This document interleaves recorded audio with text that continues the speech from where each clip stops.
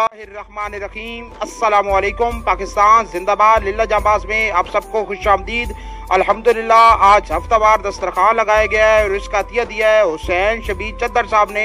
ان کے ہاں تیسرے بیٹے کی پیدائش ہوئی ہے۔ اللہ تعالیٰ اس کی زندگی کرے، اسے نیک بنائے، گھر میں خیر و برکت رکھے، گھر میں رحمتیں عطا فرمائے اور پریشانیاں مصیبتیں دور عطا فرمائے۔ ابھی آپ کو آج کی ایکٹیویٹی دل ہے وہ دل جو تیری یاد سے معمور رہا،